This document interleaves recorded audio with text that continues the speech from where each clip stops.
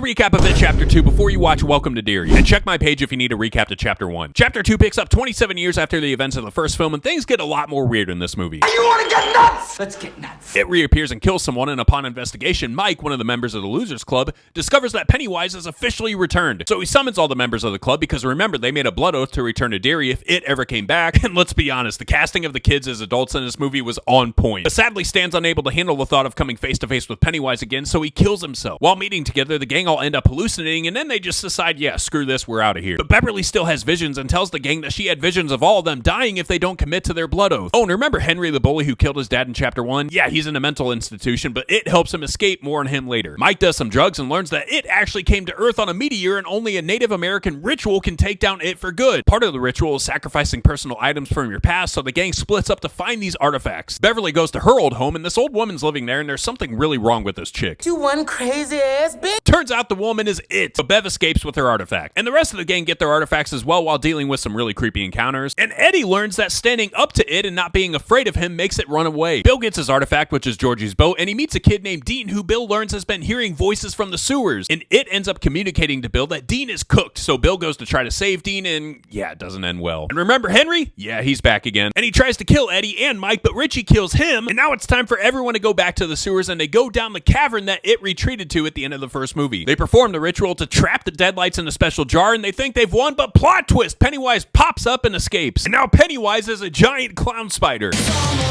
Pennywise traps Bill, Ben, and Bev in a terrifying hallucination. Mike tries to stand up to it, but that doesn't work. So Richie tries to help, but that doesn't work either. So then in comes Eddie to save the day, but plot twist, Eddie gets stabbed, and that's not going to end well for him. As Eddie's on his deathbed, he tells the gang how he beat Pennywise earlier by not being afraid. Seems like information you should have coughed up earlier, dude. So the gang just dogs on Pennywise and makes him shrink down to a wrinkly old clown baby. Mike rips its heart out, and the club destroys the heart to kill it once and for all. The gang mourns Eddie, and most of them end up going their separate ways, but Ben and Beverly end up getting married. That's sweet. And the film ends with everyone reading letters that Stan wrote to them before his death, telling them to live their life to the fullest.